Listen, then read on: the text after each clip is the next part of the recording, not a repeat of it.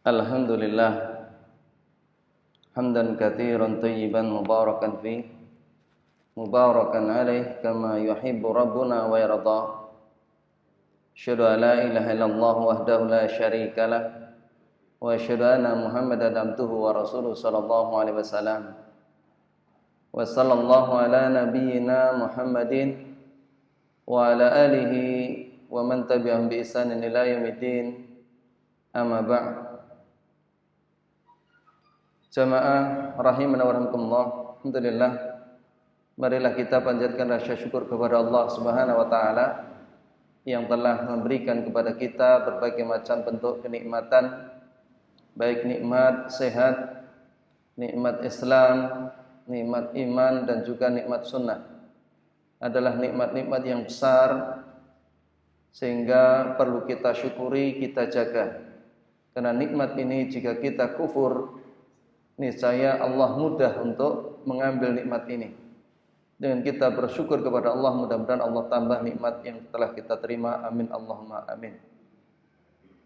Kita akan melanjutkan apa yang ditulis oleh Syekh Dr. Abdus Salam Ibnul Barjas Al-Abdul Karim, yaitu Al-Mu'taqadus Sahih Al-Wajib ala kulli muslim i'tiqaduhu, akidah yang benar wajib atas muslim meyakininya.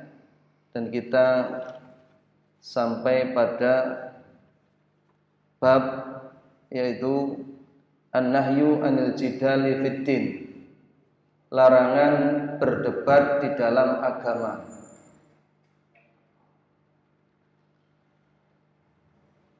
Sebagaimana materi yang telah kita berikan kepada antum, tugas ana di sini hanya menerjemahkan saja sesuai kemampuan ana. Jadi ada beberapa tambahan yang nanti kita akan tambahkan. Poin yang ke-11, penulis mengatakan rahimahullah, wa yanha ahlus sunnati wal jamaati anil jidali wal husumati fiddin. Ahlu sunnah wal jamaah melarang berdebat dan bertengkar di dalam agama. Idh qad hadara Nabi sallallahu alaihi wasallam min dzalika, karena Nabi sallallahu alaihi wasallam telah melarang hal itu. Fa fi sahihain an Nabi sallallahu alaihi wasallam annahu qala, di dalam Sahih Bukhari dan juga Muslim dari Nabi sallallahu alaihi wasallam, beliau bersabda, Iqra'ul Qur'ana mahtalafat alaihi qulubukum fa idza talaftum faqumu anhu. Apaan? Itu ada iqra'u ya. Ada kesalahan ketik. Bacalah Al-Qur'an selama hati-hati kalian masih bersatu. Maka jika kalian sudah berselisih, maka berdirilah darinya. Hadis riwayat Bukhari dan juga Muslim.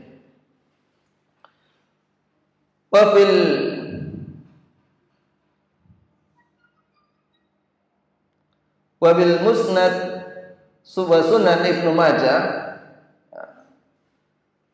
wa asluhu fi sahihil Muslim an Abdullah ibn Amr radhiyallahu anhuma, dan dalam musnad ya, sunan Ibnu Majah dan juga asalnya dari Sahih Muslim dari Abdullah bin Amr radhiyallahu anhuma, anna Nabiyya sallallahu alaihi wasallam kharaja wa hum yahtasimuna fil qadar. Nabi sallallahu alaihi wasallam keluar sedang mereka para sahabat dalam keadaan sedang berselisih tentang takdir. Kemudian faka'annama yufqa'u fi wajhihi habruman minal ghadabi, maka seakan-akan wajah Rasulullah SAW memerah seperti buah delima karena marahnya. Maka beliau bersabda, ya. Bihadza umirtum aw lihadza khalaqtum tadribunal Qur'ana ba'dahu bi ba'd.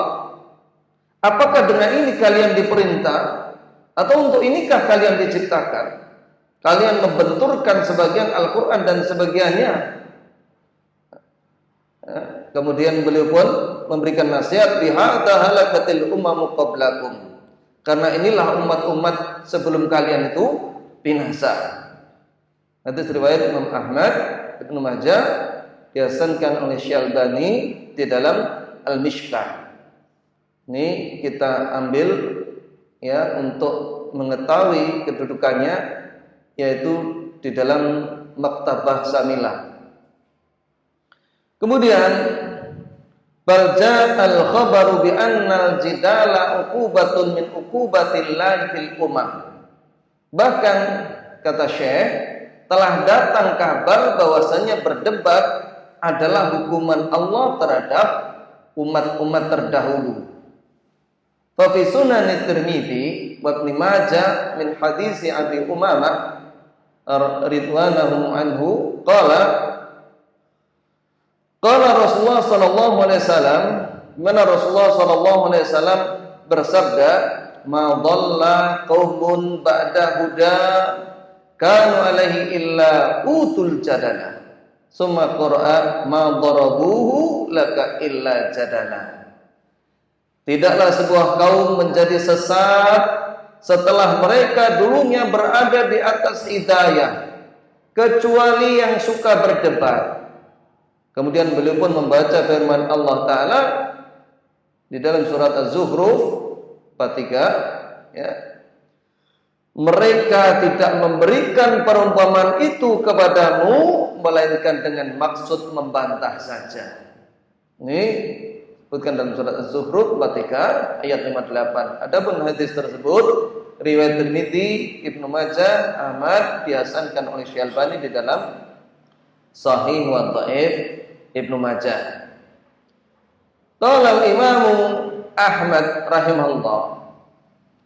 Berkata Imam Ahmad rahimahullah, penulis membawakan ya perkataan Imam Ahmad di dalam Ushulus Sunnah, di mana Imam Ahmad mengatakan Ushulus Sunnah indana at-tamassuku bima kana alaihi ashabir rasuli wal iktida'u bihim wa tarkul bid'ah wa kullu bid'atin fahiya dhalalatun wa tarkul khusumati wa julusi ma ashabil ahwa'i wa tarkul mira'i wal jidali wal khusumati fid din.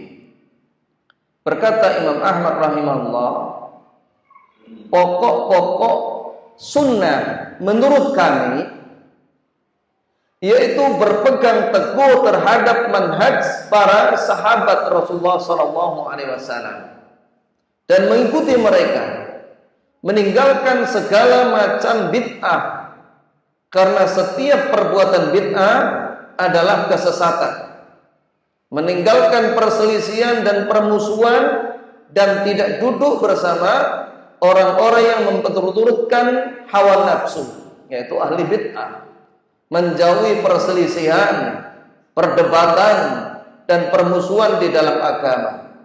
Sebutkan dalam Ushulus Sunnah Imam Ahmad bin Hanbal.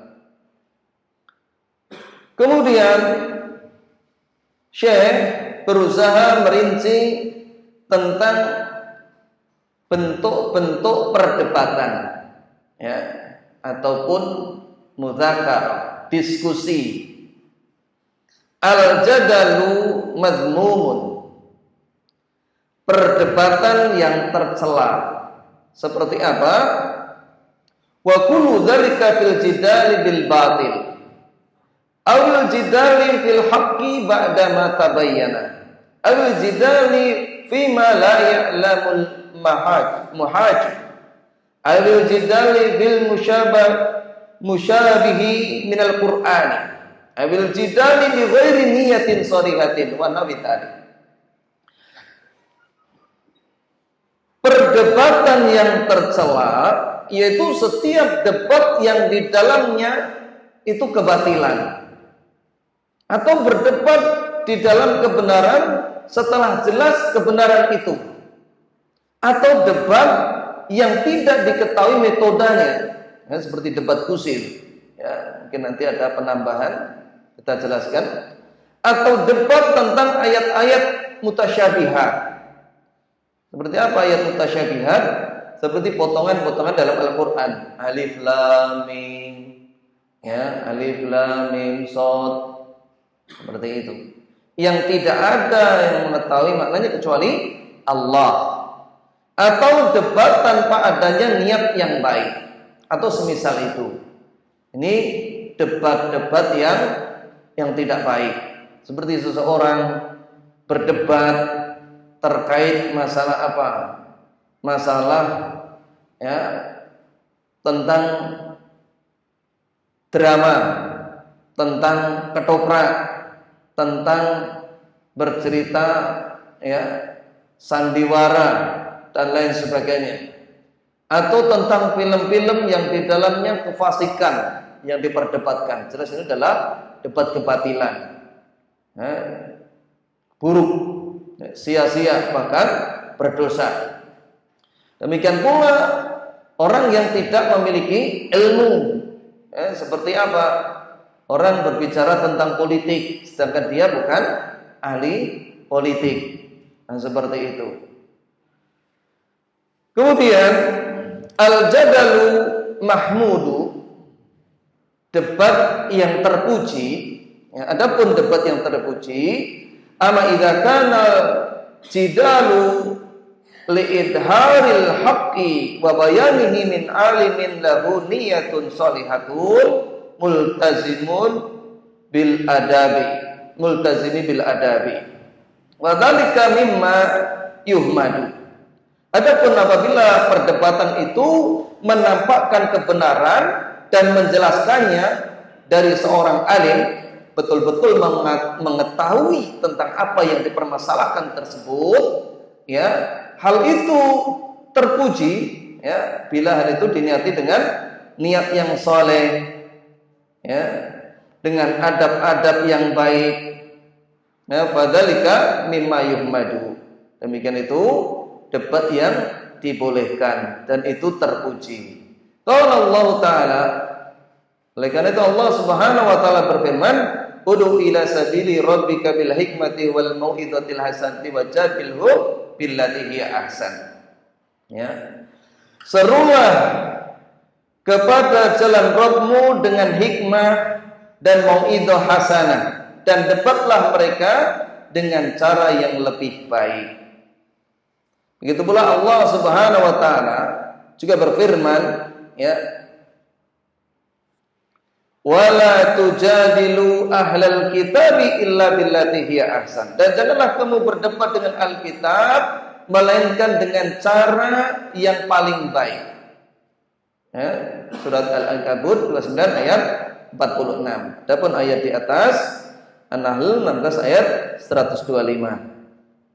Allah Subhanahu wa taala juga berfirman, qalu ya Nuh qad jadaltana fa aktarta jidalana fa'tina bima ta'iduna in kunta minas shadiqin. Ya, kalau ada yang keliru dari ketikan mohon dibenarkan.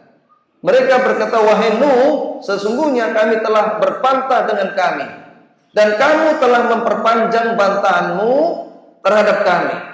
Maka datangkanlah kepada kami azab yang kamu ancamkan kepada kami, jika kamu termasuk orang-orang yang benar.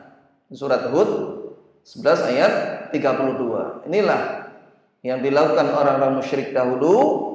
Demikian pula orang-orang musyrik yang ada di Mekah dahulu juga seperti itu. Ya, mereka mengancam, mereka menantang, ya, untuk didatangkan azab kepada mereka. Kemudian ba'dal mujadalati syar'iyyati, di antara perdebatan yang disyariatkan, wa akhbara ta'ala an muhajati Ibrahim alaihi salatu wassalam ma'amu qaumihi Allah Ta'ala mengabarkan tentang bagaimana perdebatan Nabi Ibrahim alaihissalam bersama kaumnya. Begitu pula wa Musa alaihi salatu wassalam. Begitu pula Nabi Musa alaihi salam, ya, ma'a Fir'aun, bersama dengan Fir'aun, juga dilakukan dengan berdebat, ya, untuk menampakkan li'i'lali kalimatillah, meninggikan kalimat Allah. Begitu pula wa bisunah dzikru muhajati Adam wa Musa alaihi wassalatu wassalam. Di dalam sunnah juga disebutkan bagaimana Nabi Adam ini berdebat dengan Nabi Musa. Apa kata Nabi Musa alaihissalam? Wahai Adam, gara-gara engkaulah kami ini akhirnya keluar dari surga dan tinggal di bumi. Ya, kalau dibahasakan kita mungkin rekosone awake dhewe gara-gara kowe kuwi ya, seperti itu. Kemudian apa kata Nabi Adam alaihissalam? Wahai Musa, engkau adalah kalam Allah. Allah mengajak engkau berbicara dan mengutus engkau. Kenapa engkau, ya, menyalahkan apa yang telah ditakdirkan untuk itu? Maksudnya apa? Maksudnya dengan sebab beliau makan buah di surga yang terlarang itu, menjadikan Nabi Adam dan keturunannya tinggal di bumi. Ini semuanya tidak lain adalah bagian-bagian dari takdir yang telah ditentukan Allah Subhanahu wa taala. Apakah engkau menyalahkan apa yang telah dituliskan takdir padanya? Sehingga Rasulullah pun berkata, Adam pun mengalahkan Musa. Bisa dipahami mboten? Ya, dalam perdebatan itu, ya. Wa naqala an salafi salih munadaratin katsira. Begitu pula, ya, orang-orang saleh dahulu, mereka juga diskusi, berdebat yang sangat banyak. Wa kullama minal jidali al-mahmudi alladhi tawaffarat fihi al-ilmu wan niyatu wal mutaba'atu wa adabul munadarah. Di mana, ya, mereka semua itu berdebat yang terpuji, yang di dalamnya terdapat ilmu, niat, ittiba, dan juga adab di dalam berdebat, ya.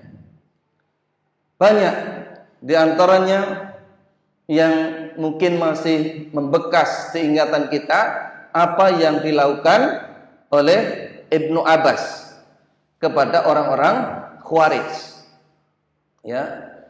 Ibnu Abbas berpakaian rapi, izin kepada Amirul Mukminin Ali bin Abi Thalib untuk mendatangi orang-orang Khawarij yang kurang lebih jumlahnya 5 sampai 6 ribu orang. Banyak kan? Banyak.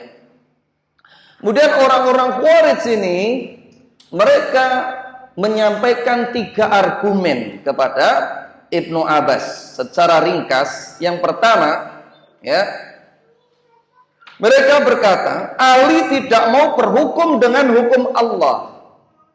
Padahal Allah telah berfirman, innil hukmu illa lillah. Ya. Hukum itu hanyalah milik Allah. Surat Yusuf 12 ayat 40. Kemudian yang kedua, Ali berperang tetapi tidak mau menawan dan mengambil ghanimah. Kenapa? Dan yang ketiga, Ali radhiyallahu anhu telah menghilangkan sebutan Amirul Mukminin. Kalau tidak Amirul Mukminin berarti Amirul Kafirin. Ya, kemudian Ibnu Abbas dengan tenang menjawab, ya, akan kubacakan kepada kalian seandainya aku menghilangkan kerancuan kalian, dapat membantah kalian, apakah kalian bisa mau kembali kepada kebenaran? Kemudian orang-orang itu pun menjawab, iya. Nah, baiklah. Kemudian Ibnu Abbas radhiyallahu anhuma mulai berkata, ketahuilah Sesungguhnya Allah Ta'ala menyerahkan sebagian hukumnya kepada putusan manusia. Kemudian beliau menukil firman Allah Ta'ala, ya ayyuhalladzina amanu la taqtulu sayda wa antum hurum wa man qatalahu minkum muta'ammidan fajaza'un mithlu ma qatala minan na'ami yahkum bihi dawa adrin minkum. Hai orang-orang yang beriman, janganlah kamu membunuh binatang buruan ketika kamu sedang ihram. Barang siapa di antara kamu membunuhnya dengan sengaja, maka dendanya ialah mengganti dengan binatang ternak seimbang dengan buruan yang dibunuhnya. Kalau yang bunuh kambing berarti dendanya apa? Kambing. Kalau sapi, sapi. Ya. Menurut putusan hukum dua orang yang adil di antara kamu. Surat Al-Maidah 5 ayat 95. Jadi kalau yang dibunuh kelinci, ganti kelinci. Kemudian beliau juga berjalan dengan firman Allah Ta'ala, wa in hiftum shiqaqa bainihima fab'athu hakaman min ahlihi wa hakaman min ahliha iyurida islahan yuwafiqillahu bainahuma innallaha kana aliman khabira. Dan jika kamu khawatir ada persengketaan antara keduanya, suami istri ketika bertengkar, ya sudah tidak bisa lagi dikondisikan, maka kirimlah perwakilan dari pihak laki-laki juga dari pihak perempuan sebagai hakim. Ya. Jika kedua orang hakim itu bermaksud mengadakan perbaikan, niscaya Allah memberi taufik kepada suami istri itu. Sesungguhnya Allah Maha mengetahui lagi Maha mengenal. Sebutkan dalam surat An-Nisa 4 ayat 35. Kemudian Ibnu Abbas ini berkata, manakah yang lebih utama? Urusan kelinci, maksudnya buruan yang dibunuh tadi, dan wanita, atau mendamaikan perselisihan kaum muslimin? Mereka pun menjawab, mendamaikan perselisihan kaum muslimin. Ya. Ibnu Abbas berkata, apakah kalian bisa memahami? Mereka menjawab, ya. Akhirnya mereka menerima. Ya. Adapun yang kedua, beliau berkata, ya, demi Allah, kalau kalian katakan, karena waktu itu ada perang Jamal, ya, di mana Ummul Mukminin Aisyah radhiyallahu anha itu turut serta. Ya, jika kalian mengatakan bahwasanya Ali harus merampas ghanimah dan juga menawan tawanan-tawanan itu, termasuk Ummul Mukminin, demi Allah, kalau kalian katakan bahwa Aisyah bukan ibu kita, kalian telah keluar dari Islam, dianggap itu sebagai tawanan. Ya. Demikian pula kalau kalian menjadikan Ummul Mukminin Aisyah sebagai tawanan perang dan menganggapnya halal sebagaimana tawanan lainnya, maka kalian pun keluar dari Islam. Ya, sesungguhnya kalian berada di antara dua kesesatan. Karena Allah Subhanahu wa taala berfirman, "An-nabiyyu awla bil mu'minin min anfusihim wa azwajuhu ummahatuhum." Nabi itu lebih utama bagi orang-orang mukmin dari diri mereka sendiri, dan istri-istrinya adalah ibu-ibu mereka. Disebutkan dalam surat Al-Ahzab 33 ayat 6. Ya. Ini akhirnya orang Khawarij ini pun juga bisa menerima. Kemudian yang ketiga, di mana Ibnu Abbas berkata, adapun Ali radhiyallahu anhu ketika ya diadakan perdamaian dengan Muawiyah, itu menghilangkan gelarnya Amirul Mukminin, ya, ketahuilah bahwa Rasulullah SAW juga pernah menghapus kata Rasul di hadapan orang musyrik yang tidak mau mengakui. Ya. Apakah hal itu menjadikan hilang kerasulan Rasulullah SAW? Mereka pun menjawab tidak.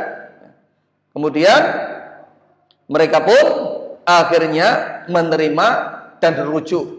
Ya, rujuk, ya, sebagian besar dari mereka pun kembali kepada sunnah. Jadi memang dibutuhkan untuk mendebat jika memang hal itu dibutuhkan, tentu dengan ilmu tadi itu. Ya. Kemudian kita akan bawakan sedikit apa yang menjadi adab-adab berdebat. Antum bisa share. Ya. Secara ringkas saja, orang-orang yang menghendaki berdiskusi atau berdebat, maka hendaknya memahami berikut ini. Yang pertama, memiliki niat yang ikhlas. Ini adalah pondasi kita untuk berdiskusi. Ya. Hal ini ditandai dengan sikap tawadhu dan siap rujuk bila dirinya berada di pihak yang salah. Kita enggak sampaikan semua dalil-dalilnya. Bisa dilihat dalam surat Al-Bayyinah 93 ayat 5. Bagaimana pentingnya ikhlas dalam berdiskusi ataupun bermusyawarah. Karena tidak mungkin semua yang hadir itu akan sama dengan pikiran kita. Dengan kita ikhlas terlebih dulu, kita akan mendapatkan pahala dari Allah Subhanahu wa taala apa yang kita luangkan waktu kita. Kemudian yang kedua, memahami tolak ukur standar kebenaran. Jadi tolak ukur standar kebenaran yaitu Al-Quran dan Sunnah ala fahmi salaful ummah. Jadi yang diajak diskusi, mereka harus paham ini. Kalau tidak, mereka akan kesana kemari tanpa ada ujung pangkalnya. Gimana Pak Badan? Seperti itu. Ya, kalau mereka memahami standar kebenarannya seperti ini, maka bisa dilanjutkan. Ya, bisa dilihat dalam surat At-Taubah 9 ayat 100. Bagaimana orang-orang yang diridhai Allah dalam mengikuti mereka. Kemudian yang ketiga, memahami permasalahan yang akan didiskusikan tersebut. Jadi kita harus paham, ya, orang berdebat, bertengkar, ya kawate dipandang metendeng tapi enggak ngerti sing didebat itu apa, enggak punya ilmunya. Maka ini jangan sampai, ya, jangan sampai terjadi. Kemudian yang keempat, berbaik sangka dengan rivalnya. Jadi kalau kita berdiskusi, itu kita husnudzon terlebih dulu. Kalau kita enggak husnudzon, apapun yang akan dibicarakan lawan, yang ada hanyalah penolakan. Karena apa? Sudah tidak menerima dulu. Kita harus husnudzon. Ya. Sehingga ketika lawannya itu membawakan, ya, kebenaran, maka kita harus siap menerima. Sebagaimana nanti ada poinnya. Kemudian yang kelima, menjauhi debat kusir. Debat kusir itu apa? Debat yang tanpa ada kesimpulannya. Ya, seorang membuka pembicaraan tentang ini, kemudian lawan debatnya menjelaskan tentang ini, merasa dikejar dalilnya, merasa buntu, akhirnya pindah lagi permasalahan lain, dikejar sana lagi, dijelaskan detail, akhirnya dia pun lari ke permasalahan lain. Ini enggak ada habisnya. Intinya kalau debat kusir itu tidak mau mengakui kebenaran lawan, itu tidak perlu diteruskan. Ya. Kemudian yang keenam, berusaha memahami pendapat rivalnya.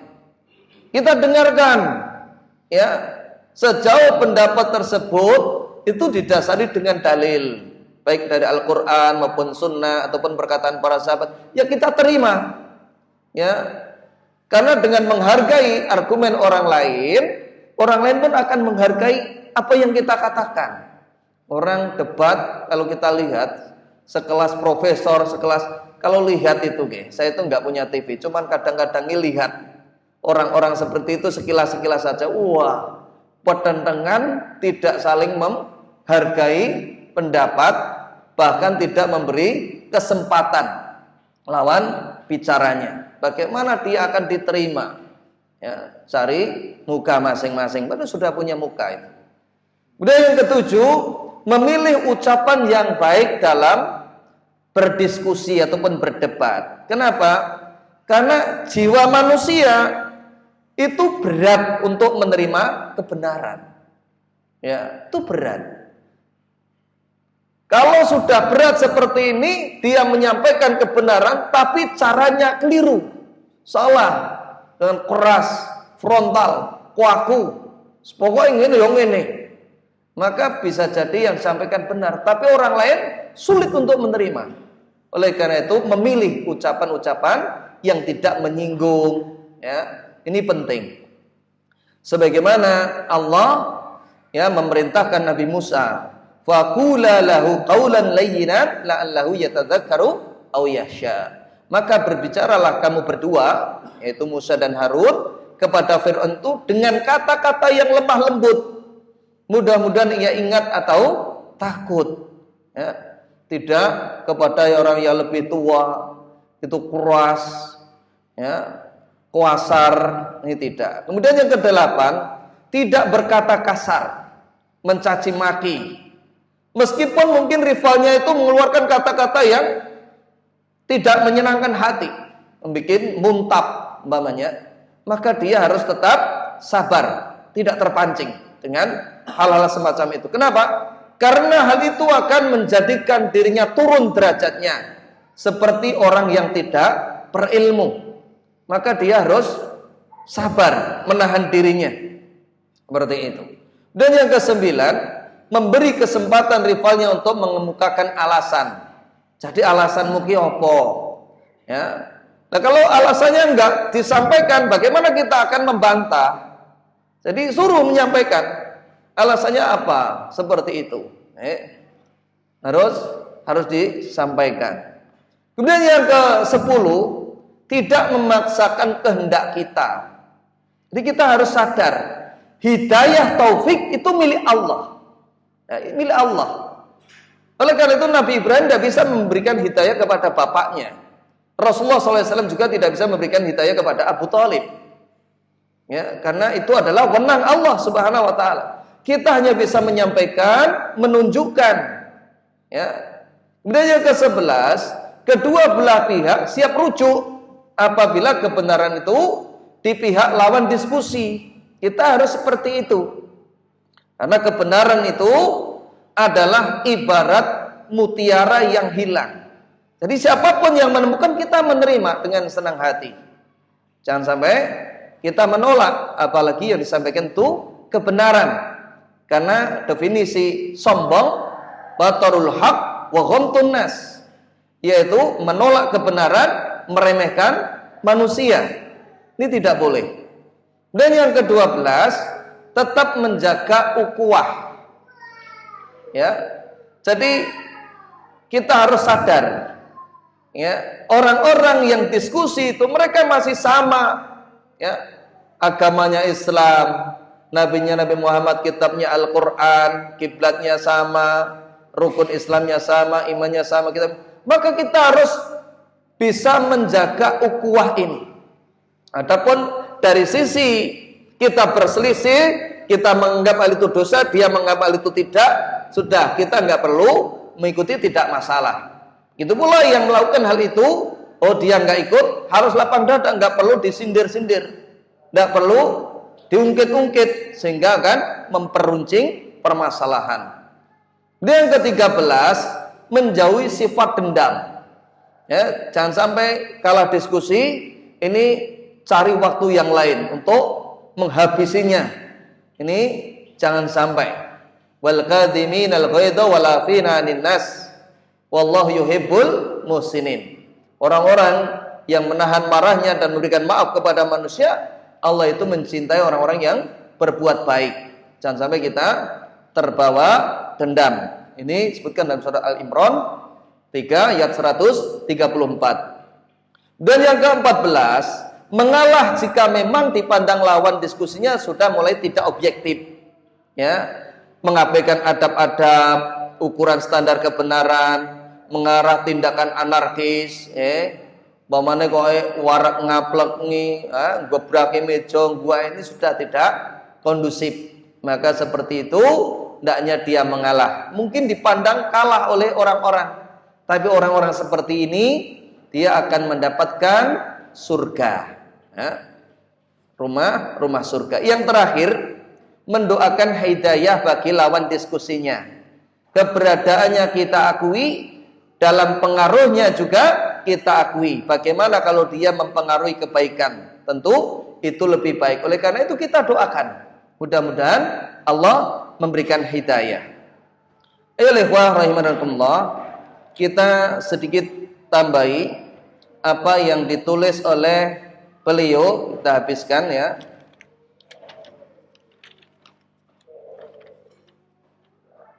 Poin berikutnya dari Al-Mu'taqadus Shahih, at-tahdiru min majalasati ahlil ahwa. Syekh menyebutkan peringatan keras dari duduk bersama ahlul hawa.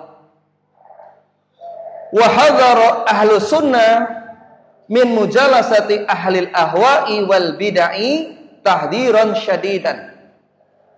Ahlus sunnah ini memberikan peringatan keras duduk bersama ahlul bid'ah dengan ahlul hawa dengan peringatan yang keras. Kita tidak boleh. Li'anna mujalasatahum fiha mukhalafatu amrillahi wa hiya alamatu mahabbatihim wa mujalisuhum ala khatari minal inqiyadi ila dhalalihim wa mutaba'atihim ala batilihim. Karena duduk dengan mereka itu ya akan menjadikan penyelisihan terhadap perintah Allah, yaitu ya tanda kecintaan kepada mereka. Juga duduk dengan mereka menjadikan bahaya, menjadikan tunduk terhadap kesesatan. Ya. Wa mutaba'atihim ala batilihim, dan akhirnya mengikuti mereka di dalam kebatilan-kebatilan mereka. Adapun dhabitu ahlil ahwa, ketentuan ahlul ahwa itu siapa? Qala Ibnu Taimiyah rahimahullah berkata, wal bid'atu allati yu'addu biha ar-rajulu min ahlil ahwa'i mashtahara inda ahlil ilmi bis sunnati. Adapun ahlul bid'ah, di mana seseorang terbilang ahlul hawa menurut pendapat yang masyhur dari kalangan ahlul ilmi, ahlus sunnah, yaitu mukhalafatuha lil kitab wa sunnah, yaitu orang-orang yang menyelisih Al-Quran dan juga sunnah. Ini menurut Syekhul Islam Ibnu Taimiyah. Kabid'atil khawarij, ya, seperti bid'ahnya orang-orang khawarij. Orang-orang khawarij itu ditandai dengan suka mengkafirkan orang yang melakukan dosa besar. Ya, jangan heran kalau presiden kita dari sejak dulu sampai sekarang itu dianggap kafir. Atau siapapun yang loyal kepada mereka itu dianggap kafir. Itu tanda orang-orang khawarij. Ya. Demikian pula warawafid, orang-orang Rafidah. Kalau orang-orang Khawarij itu menganggap pelaku dosa besar itu kekal selamanya di dalam neraka. Ini berbeda dengan Ahlus Sunnah wal Jamaah. Jadi Ahlus Sunnah wal Jamaah meyakini pelaku dosa besar itu tahta masyiatillah, di bawah kehendak Allah. Insya'a adzabahu wa insya'a ghufirallahu. Jika Allah kehendaki dia akan diazab dalam neraka, jika Allah kehendaki Allah pun akan mengampuninya. Kemudian Rafidah, ya, orang-orang Syiah. Demikian pula wal Qadariyah, orang-orang Qadariyah. Yang orang Qadariyah itu menganggap bahwasanya ketentuan takdir itu semua yang menentukan adalah manusia. Ini pemahaman yang sangat menyimpang, bertolak belakang dengan Jabariyah. Jabariyah itu kebalikannya. Jabariyah memahami takdir itu yang menentukan seluruhnya Allah. Manusia tidak punya kehendak. Seperti bulu yang diterbangkan, ya, dipelopori oleh Jahm bin Sofwan. Kemudian juga wal murji'ah. Murji'ah itu menganggap orang yang paling taat kepada Allah dan orang yang maksiat itu dianggap sama. Ya, jadi iman itu la yazidu wa la yanqus, tidak bertambah juga tidak berkurang menurut Murji'ah. Asal sudah diucapkan sudah. Sebagaimana kekafiran, ya, orang-orang yang kafir itu pun seperti itu. Ya. Ini pelaku-pelaku bid'ah. Al-hujjatu fi tahdiri min mujalasatihim, hujjah tentang larangan keras duduk bersama mereka. Qala Allah Ta'ala, di mana Allah Subhanahu wa taala berfirman, wa idza ra'aital ladzina yahuduna fi ayatina fa'rid anhum hatta yahudu fi haditsin ghairi. Apabila engkau melihat orang-orang yang memperolok-olok ayat-ayat kami, ya, maka tinggalkanlah sampai mereka berbicara yang lain. Wa idza yunsiyannaka syaitan fala naqud ba'da dzikra ma'al qaumid dzalimin. Jika syaitan menjadikan kamu lupa, maka janganlah kamu duduk bersama mereka setelah kamu ingat. Ya. Jangan duduk bersama orang yang zalim tersebut. Disebutkan dalam surat Al-An'am ke-6 ayat 68. Begitu pula apa yang dijelaskan Ibnu Abbas, dahala fi hadil ayat kullu muhditsin fiddin. Masuk pada ayat ini semua berbagai macam bentuk bid'ah, wa kullu mubtadi'in ila yaumil qiyamah, dan juga berbagai macam bentuk orang-orang pelaku bid'ah. Ya, naqalahu anhu Baghawi fi tafsir, apa yang dinukil Imam Baghawi di dalam tafsirnya. Wa qala Ibnu Jarir At-Tabari, Ibnu Jarir juga berkata, wa fi hadil ayat dalalatul wadihatu ala nahyi an mujalasati ahlil batili min kulli nau'in minal mubtadi'ati wal fasaqati inda khudhihim fi batilihim. Ini merupakan larangan keras duduk bersama ahlul batil. Ya. Demikian pula setiap pelaku bid'ah, juga orang-orang yang fasik. Ya. Mendalami hal itu ataupun berkumpul bersama mereka, ya, di dalam kebatilan. Ini tidak boleh.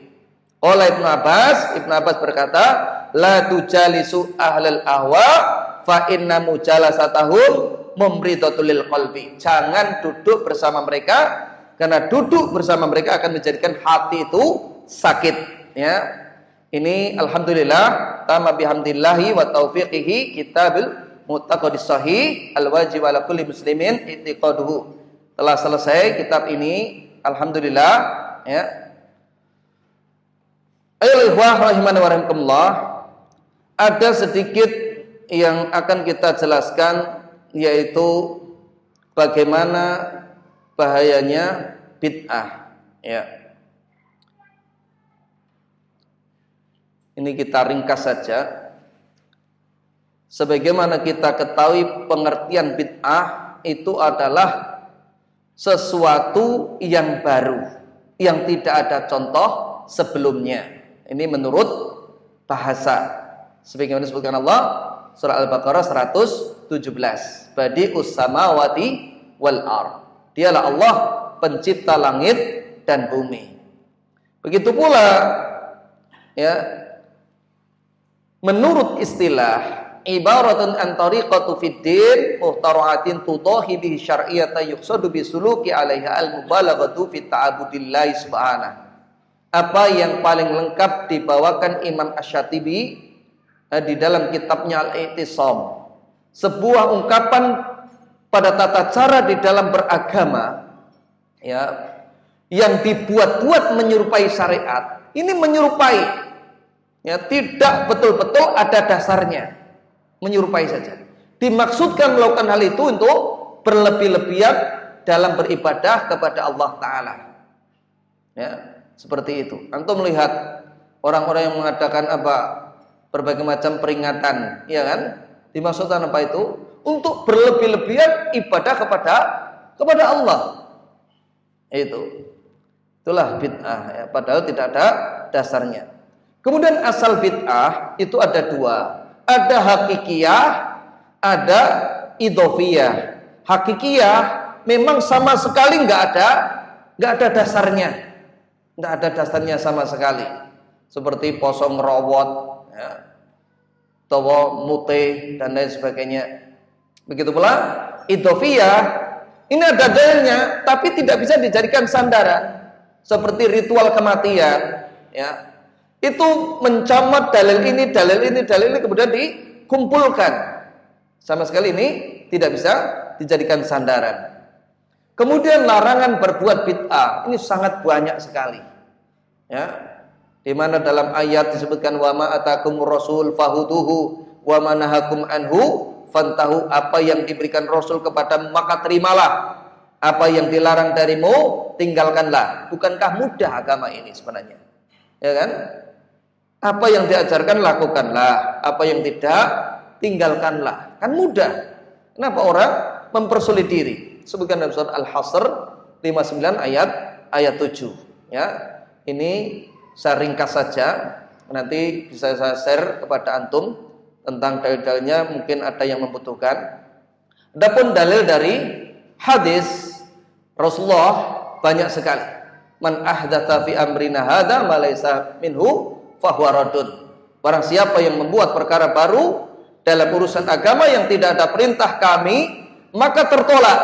Hadis riwayat Imam Muslim dan juga Imam Bukhari, ya. Kemudian kita poin yang keempat, adapun bid'ah yang terlarang itu bukan masalah dunia. Ini kadang-kadang sekali berdai yang sudah kesana kemari, yang sudah ya ribuan pengikutnya, itu kok nggak paham terhadap ini, ya, menganggap HP itu ya bid'ah, kok bisa-bisanya, nah, seperti itu.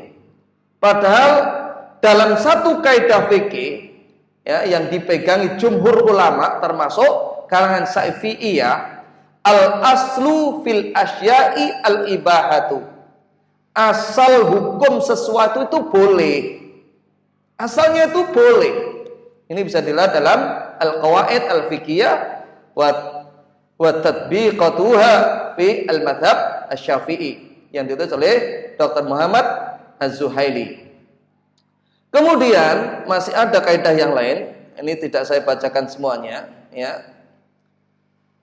Contoh-contoh masalah ini banyak sekali. Orang kok menganggap HP itu bid'ah, pesawat bid'ah, mobil bid'ah, motor bid'ah. Bahkan mereka pun tidak malu mengatakan mikrofon kamu itu juga bid'ah. Kenapa kamu pakai? Padahal Rasulullah jelas menyebutkan antum a'lamu bi umuri dunyakum. Kamu kalau dalam perkara dunia, kata Rasulullah, lebih tahu. Jadi dalam masalah dunia itu tidak ada perkara bid'ah. Yang ada adalah man ahdasa fi amrina. Ya, barang siapa membuat perkara-perkara baru dalam perkara kami, yaitu urusan agama. Ini jangan sampai kok keliru dalam memahami. Adapun contoh-contoh bid'ah dalam agama, ya, banyak sekali seperti kelahiran, ritual kelahiran seperti mitoni, ya, ritual kematian, perayaan maulid, perayaan Isra Mi'raj, nuzulul Quran, termasuk juga yang mulai bertambah terus, yaitu adanya tahun baru Islam seperti itu, nisfu Sa'ban. Nisfu Sa'ban ini kalau dia berlebih-lebihan mengadakan ritual-ritual jalannya, ini bid'ah. Sholawatan yang dilakukan bersama-sama, zikir-zikir bersama-sama, berjanji, apalagi diiringi dengan berjoget, ini semuanya adalah perusakan agama Islam ini. Adapun bahaya bid'ah, itu sangat banyak sekali, karena mereka tidak ubahnya musuh di dalam selimut, menghancurkan kemurnian dari Islam ini dari dalam, memalsukan apa yang bukan ajaran dari Islam. Ini parahnya, sehingga kaum muslimin dijadikan rugi, baik waktunya, tenaganya, pikirannya, hartanya, diadu domba satu sama lain untuk membela apa yang tidak ada dasarnya tersebut. Ini bahaya bid'ah. Oleh karena itu Sufyan Ats-Tsauri sampai mengatakan al bid'atu ahabbu ilal iblis minal maksiyah. Bid'ah itu lebih dicintai iblis daripada maksiat. Hal ini karena apa? Perbuatan maksiat pelakunya sadar, aku mendemnya turun iso mari, bisa jadi suatu saat sembuh. Tapi kalau pelaku bid'ah, dia yang ada dalam pikirnya, yang kita lakukan ini baik, eleke nang endi? Seperti itu. Dia tidak merasa melakukan keburukan. Ayo lewat, inilah yang kita sampaikan. Mudah-mudahan bermanfaat. Mungkin dari apa yang telah saya sampaikan ini ada beberapa hal yang belum antum pahami. Saya persilahkan bisa ditanyakan.